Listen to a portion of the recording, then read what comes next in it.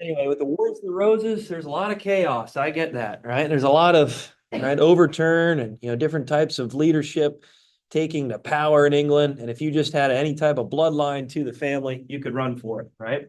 And if you raised an army, let's say, you could fight for the throne. The biggest thing, remember the two families. What represented these two families, right? Even before that, how did it originate? Where did it come from, right? How did this start? And then finally, ultimately, well, its impact. And what do we see form after this, right? And that's what we're going to lead to today, which kind of a hint here, the Reformation in England. So I'll give you guys some time.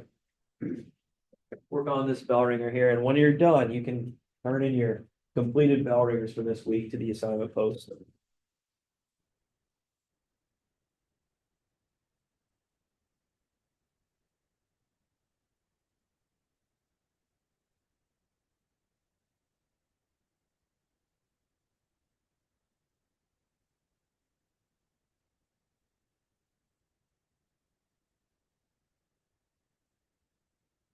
Bless you.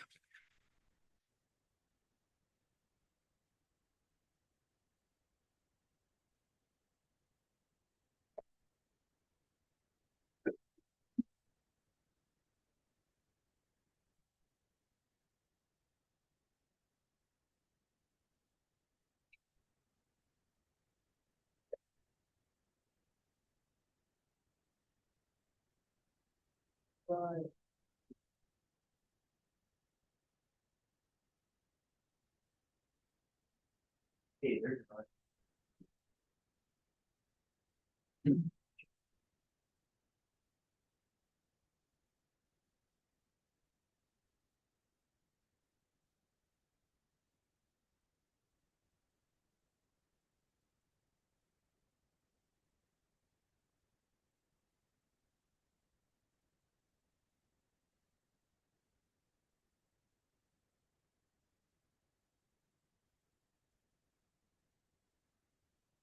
What's up?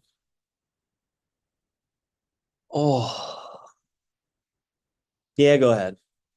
Yeah, I can add those points in. How many do we have from last week? I don't know. Three. All right. So four for this week, three from last. Is that right? Okay. Thank you.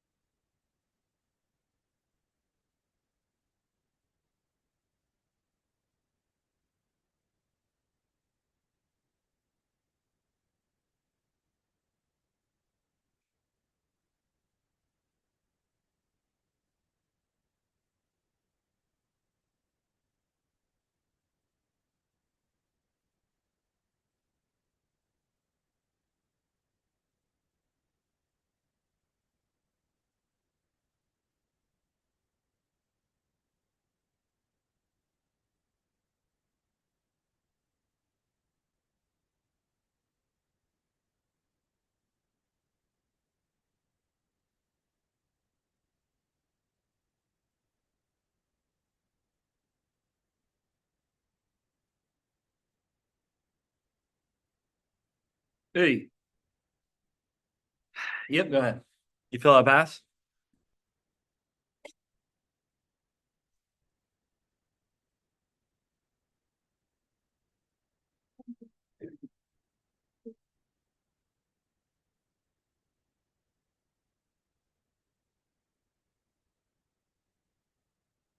All right, go ahead.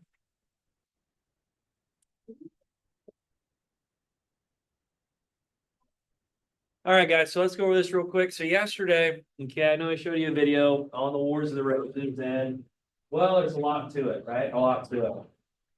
Okay, but real quick, where did this originate from? Where did this start? How did this start? Austin, go ahead. I forget the people's names, but I know that A person took like the throne that wasn't supposed to. Ooh, okay, all right, all right. How about even before that? So last chapter, we talked about a war that was, well, it lasted really, really long. Let's just put it at that. 100 years for. The Hundred Years' War, yep, good job. And you gotta imagine here, if you're fighting for over 100 years, and we talked about the Crusades being that, okay, that was going on at the same time, maybe delaying some of the battle here with France and England. But also, we did talk about the plague and how that had an impact too, so maybe that's why it lasted so long. Anyway, you gotta imagine here, if you're fighting for that long, you gotta raise up a lot of money, right? These wars are costly, especially one that lasts over 100 years. So with that being said, it drained the finances of England. It really did. So how do you gotta try to pay for this war? What do you gotta do? You gotta jack up what? Brody? Taxes. Taxes, right? Good job. So this left a lot of people uneasy about the situation and uneasy about paying these high taxes over a war that, let's face it, England, I know they say it's kind of like a tie, but they lost a lot of this land here in mainland Europe, right? Where France is located, right? All their possessions, all their territory here are gone, right? So I think it's safe to say that they lost. So a lot of people were not happy. Anyway, so we did talk a little bit about the leadership, which Austin was mentioning, and how the leadership has, well, King Edward died here. It kind of left open a vacuum, right? What do you do, right? Who's going to be the next heir to the throne? And it was like a big question mark, right? Who gets the torch, right? Where does this torch pass to, right? Who does it pass to? Anyway, real quick, the main thing I want you guys to remember is the two families. All right, what was the one family that was represented by the Red Rose? Ben. Yeah, the Lancaster family, good job. Anyway, they fought for this throne, right? And they actually sought the throne and successfully obtaining it for a bit of time. All right, anyway, the Lancaster family gave Red Rose. We did talk about its significance, right? There's a city here in Pennsylvania named Lancaster, and it is known as the Red Rose City. Good. Then what's the other family? Hey, the York family. Yep, good job. And they're represented by what rose? The White Rose. Yep, good job. So anyway, they would also be successful in obtaining the throne too. And this was a tug of war match constantly, right? Throughout many years in England, English history. So in any case, right, as this war continued to struggle on, and as we already talked about, a lot of the issues happening in mainland Europe, which was going to ultimately result to the Reformation, which we're going to get to here soon, in England, right? What ultimately happens? What happens? Who comes in and kind of saves the day here? Jason? Henry VII. Henry the Seventh. That was Henry Tudor, right? Yes. Anyway, he was aligned with the Lancaster family, right? Anyway, he had a tie to it, meaning he could fight for it. And as he joined his forces up with the Lancaster family, well, they defeat the Yorks and, well, successfully get the throne. Anyway, what happened then? So, yeah, winning a war, that's a way to make sure you get your success, right? That's a way to obtain the throne, sure. But how else are you going to make sure that there's no more civil wars to follow? More conflicts to follow, Naomi? He married someone. Family. Yeah, good job, right? So he decided, you know what? The best way to try to solve these disputes is to marry into the other family. And I know what you're thinking, are they distant relatives? Kind of, sure, all right, distant. Anyway, when it comes down to it, they combine the two roses and make the Tudor rose. So it's a combination of the red and white rose. So with that being said, Henry VII unites England, right? And then now we see the start of the Tudor dynasty. Oh boy, is it gonna get more ugly today, that's for sure. Anyway, that's the main thing to know is that we see the Tudor dynasty come from the Wars of the Roses and this constant fight, this constant struggle for the English throne. Right? Is there gonna be more civil wars in England? Yeah, there's gonna be a lot more, right? There's gonna be a lot more fighting. But in any case, what did this inspire? What book series and only a series on HBO? Chloe? The Game of Thrones, right? So you can see, obviously, with the constant names, the constant shift of power, how this would be a great inspiration for a book series and then ultimately a show that really took the world by storm, huh? Anyway, Game of Thrones, good stuff. All right, here are your terms for today. All right, I think we finished off with Henry VIII. Okay, I know I didn't get to talk about him yesterday because we're setting a stage for him. But real quick, we got Act of Supremacy, the Pilgrimage of Grace, all right? Mary Tudor, oh boy, Elizabeth I, Elizabethan era, and then politique, right? We'll talk about politique. We kind of mentioned it already, but we'll mention this more here in this chapter as England creating themselves a sense of identity in the world level, right? So we'll mention about how this is expanded upon through the age of exploration, through their victory over the Spanish Armada. Holy. And yeah, the Renaissance, right? Who's that famous artist, author, right, from England that we talked about that brought this sense of nationalism, national pride to England? Elena? William Shakespeare. So this is all happening right at this time. Kind of amazing to think about. So yeah, what we talked about last topic with the Renaissance, well, it's all happening right at the same time as this Reformation in England. So yeah, these topics, these chapters, even next chapter, a lot of topics with that, they will really mesh with one another. There's so much going on at one time. All right, so I'll give you guys some time here to work on these terms.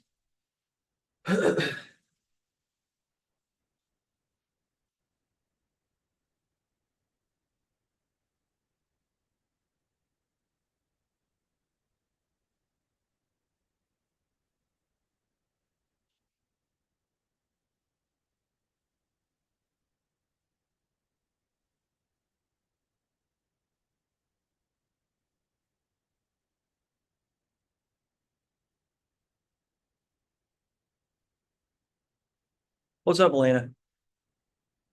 Yeah, do you fill out pass? Go ahead.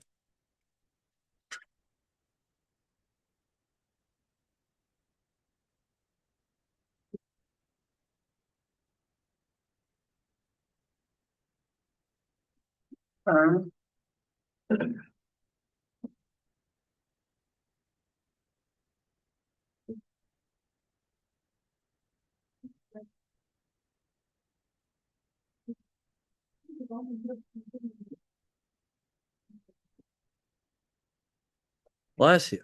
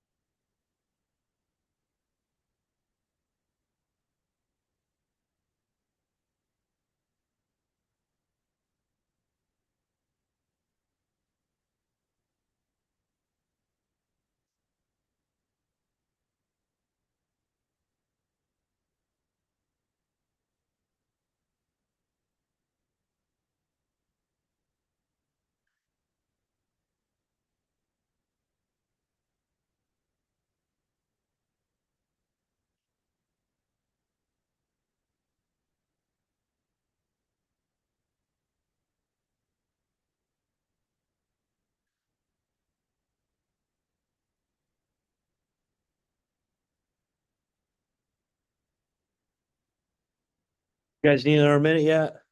All right, no problem. No problem.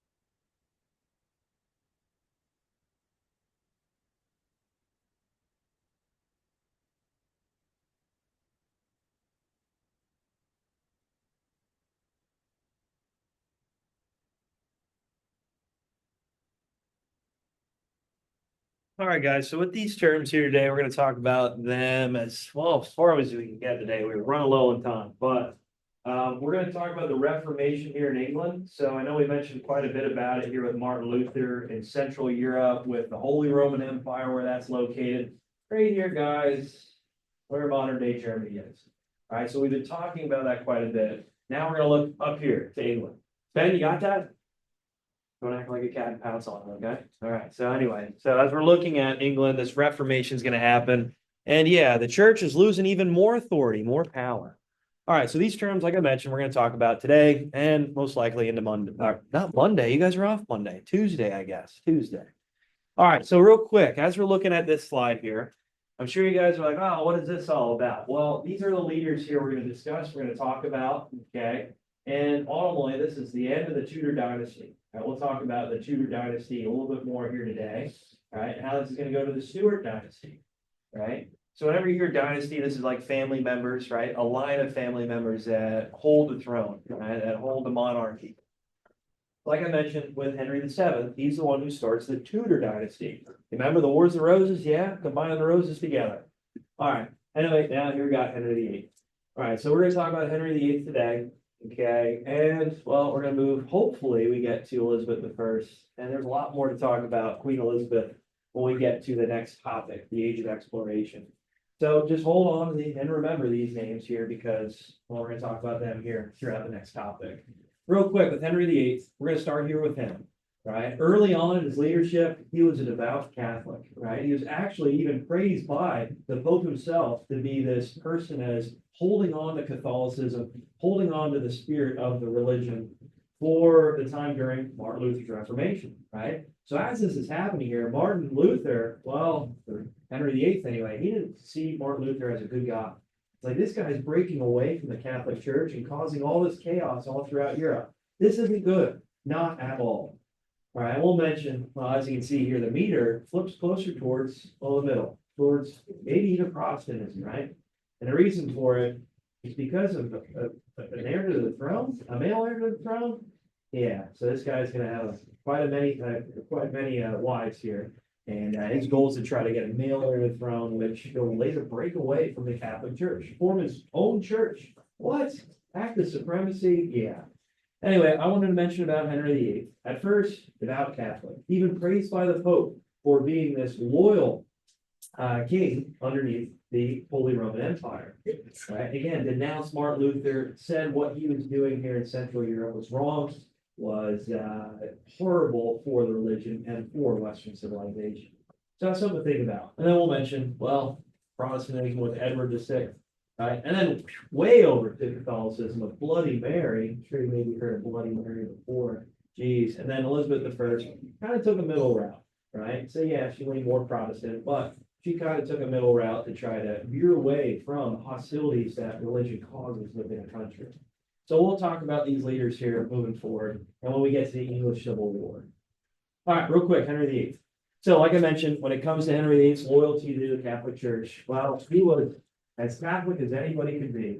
Like I mentioned, the Pope praised him for being this strong leader for the Catholic faith. Right, holding on to Catholicism way up here in England. As you can see, that's pretty darn far away from Rome. But up here in England, again, he was holding on to the Catholic faith, and he denounced people like Martin Luther, like these other reformists we just talked about, that was breaking away from the Catholic Church. So he wasn't too happy about it, not at all. At first, and then things change really quick, okay? Anyway, so when it comes to Henry VIII, a lot of people, well, it brings up the idea and, well, that he did have 6 wives, that he beheaded 2 of them. What? Beheaded 2 of them. So I guess there's like a little jingle to it to kind of remember how many wives he had and what happened to him ultimately. So here it goes. Divorced, beheaded, died, divorced, beheaded, survived. What? Geez, I know that sounds crazy. That sounds crazy. Yeah, there's a song out there. You can maybe find it for us. Yes, cool. Wow, geez, someone's a little upset. Anyway, so when it comes to his 6 wives, you can imagine how, well, it's just a little chaotic, right? Even in his own life, there's a lot going on. The guy, too, was about 400 pounds. 400 pounds at that time. What was he eating? Jeez. Also, well, when it comes to his sport, he's actually enthusiastic when it came to sports, riding horses especially. That was one of his biggest pastimes. And as he was getting bigger and bigger and bigger, he actually needed a crane to hoist him up on the horses. Jeez, a crane? I know it's not a crane you're thinking about today, but something like that to get him up on these horses. Kind of crazy to think about. Well, a lot of people think of the bad. Yeah, he was a tyrant, sure. He was this powerful leader that really killed a lot of people, especially after this pilgrimage of grace.